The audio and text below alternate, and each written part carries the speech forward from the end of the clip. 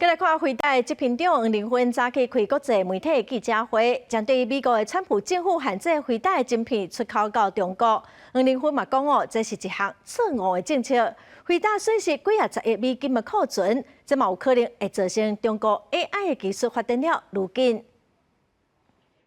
也是穿配衫加上黑色 T 恤。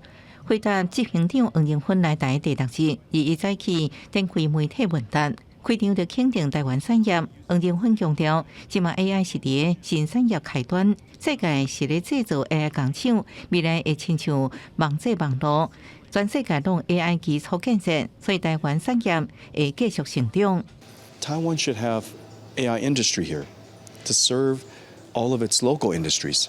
Healthcare companies, industrial companies, manufacturing companies, of course, semiconductor companies. And so Taiwan needs to have AI infrastructure. 外界提问，回答部局全新台湾总部是为中国市场做准备。黄玲芬是趣味表示，办公室真是无危机啊。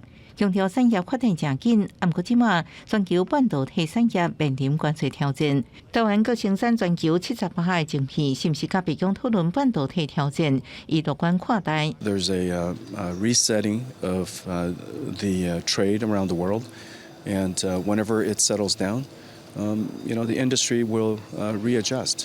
不过这时阵，美方是不是回答 H20晶片出口管制，严重打击回答对中国营收？